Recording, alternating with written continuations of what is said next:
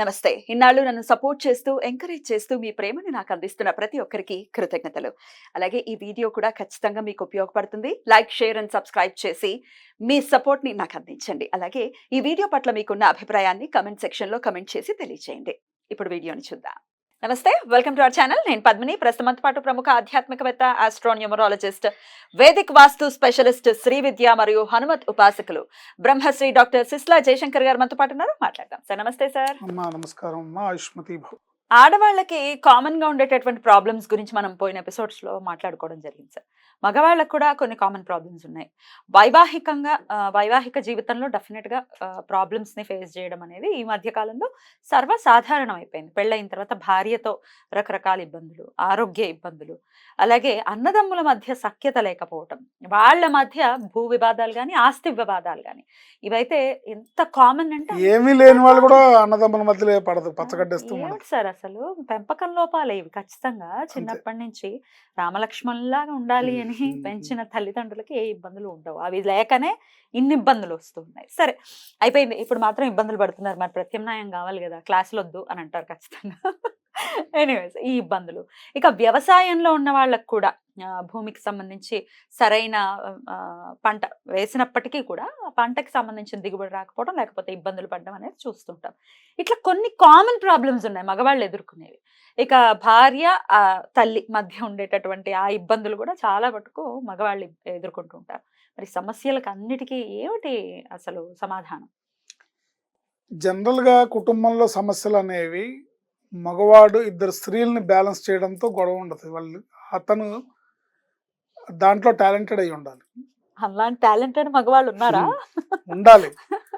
ఉంటేనే అప్పుడు సంసారం సజావుగా సాగుతుంది. ఎందుకంటే భార్య మోజులో పడి తల్లిని అలక్ష్యం చేసిన, తల్లి మీద ప్రేమతో భార్యను లక్ష్యం చేసిన రెండు ప్రమాదమే. ఎందుకంటే ఇక్కడేమో ఇవిడగా 9 మాసాలు మూసి కన్న తల్లి, ఇక్కడేమో నిన్ను నమ్ముకొని 90 ఏళ్ళు నీతో ప్రయాణించే భార్య, నీ ఇంటి మహాలక్ష్మి. సో ఇద్దరూ బాధపడకూడదు. సో ఈ భర్త అనేవాడి పాత్ర ఎలా ఉంటుందంటే తల్లిదండ్రుల పాదాల దగ్గర ఉండాలి, భార్యను గుండెల్లో పెట్టుకోవాలి. అప్పుడే సంసారం సవ్యంగా సాగుతుంది. ఏదేమైనప్పటికీ కూడా జాతకంలో ఉండే కుజగ్రహ దోషం వల్ల మీరు చెప్పిన ప్రాబ్లమ్స్ అన్నీ మగవాడి జీవితంలో ఏర్పడుతుంటాయి. ఆర్థిక ఇబ్బందులు, భార్యతో మనస్పర్ధలు, వైవాహిక జీవితంలో ఇబ్బందులు, అంటే ఇద్దరిలో సఖ్యత ఉన్నా కూడా ఏదో ఒక డిస్టర్బెన్సెస్ వస్తూ ఉంటాయి. మూడో కారణంతో డిస్టర్బెన్స్ వస్తుంటాయి.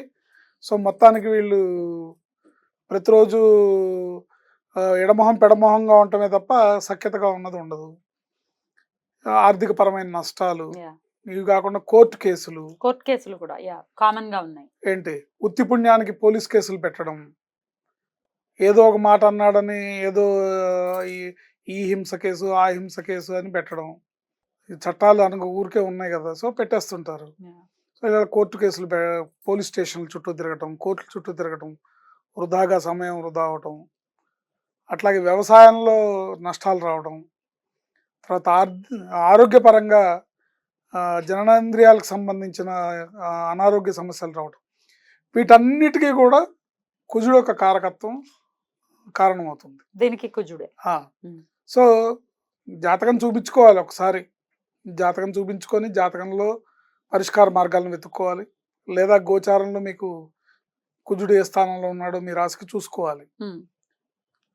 జాతకం చూపించుకోవడం ద్వారా పర్మనెంట్ సొల్యూషన్ దొరుకుతుంది. ఒకసారి జాతకం చూపించుకోవడం, ఒకసారి మన పేరులో ఉండే నెంబర్ కూడా, పేరులో 18వ నెంబర్ అనే నెంబర్ వస్తే కనుక ఇలాంటి సమస్యలన్నీ వస్తాయి. ఈ లిస్ట్ ఆఫ్ ప్రాబ్లమ్స్ అన్నీ కూడా జాతకంలో కుజదోషం వల్ల వస్తాయి, పేరులో 18వ నెంబర్ ఉంటే వస్తాయి. 9 తో ఎండ్ అయ్యే నంబర్స్ కి వస్తుందా సార్? ఓన్లీ 18 కి? కాదు, ఓన్లీ 18 కి వస్తుంది. 27 కి రాదా? 27 స్టార్ నెంబర్. 27 కి రాదు. 27 star number, 7 pointed star number అంట. సో 27 కి రావు. మళ్ళీ 36 కి అనారోగ్య సమస్యలు వస్తాయి. మళ్ళీ 45 కి రావు. 54 కి రావు. 9 కి సార్ టోటల్ నంబర్ 9 వస్తుందా? 9 వచ్చినా కూడా 9 వల్ల ప్రాబ్లం రాదు. ఏంటి 18 వల్ల ప్రాబ్లం వస్తుంది. 18, 36. అసలు అన్ని నంబర్స్ వస్తాయా ఒక పేర్లో? వస్తాయి. పెద్ద పేరు అయితేనా? Depends. Depends upon the 36 alphabet. Number అనే నెంబరు సాధారణంగా వస్తుంది. ఆ నెంబర్ వచ్చిందంటే క్యాన్సర్ గ్యారంటీగా వస్తుంది. ఈ నెంబర్ పేరులో ఉంటే గ్యారంటీగా క్యాన్సర్ వస్తుంది. సోనియా గాంధీ పేరులో ఉంది ఆ నెంబర్ ఏంటి. తర్వాత 63 ఆంధ్రప్రదేశ్ అనే పేరులో 63 నెంబర్ ఉంది. ఇట్లా మనం అనేక రకాల సందర్భాల్లో ఇది మాట్లాడుకున్నాం. Right sir. సో వీటన్నిటికీ కారణం స్వామి కాబట్టి ఆయన అనుగ్రహాన్ని పొందాలి, ఆయన్ని ప్రసన్నం చేసుకోవాలి. సుబ్రహ్మణ్య స్వామి మంగళవారం నాడు కాస్త నియమనిష్టలతో ఉండి మంగళవారం నాడు కాస్త మౌనవ్రతాన్ని పాటించగలిగితే మంచి రిజల్ట్ ఉంటుంది. మంగళవారం నాడు సుబ్రహ్మణ్య స్వామి ఆరాధన, సుబ్రహ్మణ్య స్వామి దేవాలయ సందర్శన చేయడం మంచి ఫలితాలను ఇస్తుంది. లేదంటే మీరు చాలా తేలిగ్గా చెప్పేస్తున్నారు, అట్లా కాదు మా సమస్య చాలా తీవ్రమైంది, మేము నానా బాధలు పడుతున్నామండి, ఉత్తి పుణ్యానికి మా కోడలు కేసు పెట్టేసింది గృహహింసగా, ఇలాంటివన్నీ కూడా మా సమస్య తీవ్రంగా ఉందనే వాళ్ళకి మనం చక్కటి పరిష్కార మార్గాన్ని చెప్పొచ్చు. ఒక ఎర్రటి వస్త్రం తీసుకొని పెద్దది తీసుకొని దాంట్లో కొన్ని రాగి ముక్కలు, రాగి మెటల్, రాగి ముక్కలు తీగలు సంథింగ్ మెటల్, రాగి మెటల్, కందిపప్పు కొంచెం, బెల్లం కలిపిన నువ్వులు, తెల్ల నువ్వులైనా నల్ల నువ్వులైనా నువ్వులే, రెండు నువ్వులే ఏదైనా పెట్టచ్చు. ఏంటి తెల్ల నువ్వుల్ని నువ్వు పప్పు అంటారు, నల్ల నువ్వులు అంటే నల్లవే, నువ్వు పప్పు అంటే తెల్లవి, పొట్టు తీసేసింది పప్పు. సో బెల్లం కలిపిన నువ్వులు, కుంకం కలిపిన అక్షంతలు, రాగి ముక్కలు, కాస్త కందిపప్పు, బెల్లం కలిపిన నువ్వులు, కుంకం కలిపిన అక్షంతలు, 3 కొబ్బరికాయలకి సింధూరం రాసి మొత్తం అంతా రాసేయాలి. పీచు తీసి కొబ్బరికాయ మనం దేవుడి గుళ్ళు ఎలా కొడతాం అట్లా ఉంటుంది కదా పిలక, పిలకకి రాయక్కర్లా, మామూలు కొబ్బరికాయకి మనం వ్రతం చేసుకునేటప్పుడు కొబ్బరికాయ మీద ఓం అని ఏదో రాస్తాం కదా, అట్లా సింధూరం రాసి ఈ మూడింటిని మూట కట్టి దాన్ని సుబ్రహ్మణ్య స్వామి పూజ చేయాలి. మూట కట్టేసి ఓం సం ధరణీ గర్భ సంభూతం విద్యుత్ కాంతి సమప్రభం కుమారం శక్తి హస్తం తం మంగళం ప్రణమామ్యహం. ఓం సం, ఓం సం అనేది మహామంత్రం అన్నమాట. ఓం సం ధరణీ గర్భ సంభూతం విద్యుత్ కాంతి సమప్రభం కుమారం శక్తి హస్తం తం మంగళం ప్రణమామ్యహం. ఓం సం అని ఇట్లా 27 సార్లు ఆ మూటను అర్చించి దాన్ని పారుతున్న నీటిలో ధారపోసేయాలి. మూట విప్పేసి ధారపోయాలి. పారుతున్న నీటిలో గాని లేదా కాలువల్లో గాని. పారుతున్న నీటిలో అనగానే మరి మా ఊళ్ళో కృష్ణా నది లేదండి, మా ఊర్లో గోదావరి లేదండి, లేదు కదా మరి. అదే కొంచెం ఏదైనా కాలువ కాస్త దగ్గరలో ఉండే బీచ్ పల్లిలో కృష్ణా నది ఉంది. ఏంటి ఇటు వెళ్తే ఇటు మిర్యాలగూడ వైపు వెళ్తే కృష్ణా నది ఉంది. ఏంటి ఇటు ధర్మపురి వైపు వెళ్తే గోదావరి ఉంది.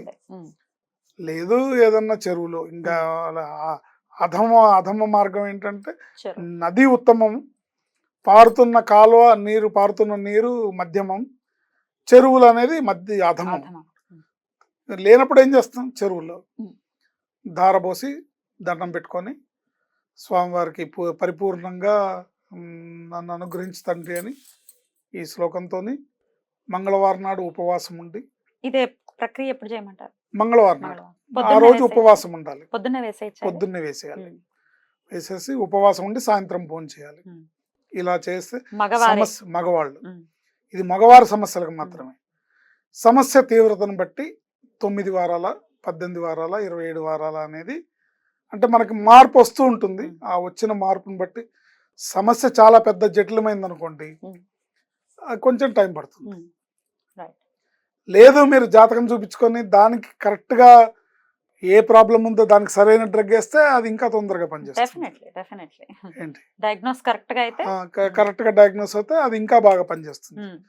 ఈ రకంగా చేయడం వల్ల అద్భుతమైన ఈ మగవాళ్ళకి కుజదోషం వల్ల ఏర్పడే సమస్యలు ఏవైతే ఉన్నాయో, ఆర్థిక ఇబ్బందుల దగ్గర నుంచి, ఆరోగ్య సమస్యల దగ్గర నుంచి, ఆయన ఇవ్వగలిగిన ఫలితాలు చాలా ఉన్నాయి చెప్పుకుంటే. Right. అవన్నీ బోల్డన్ని కూడా ఉన్నాయి. పొందుతారు.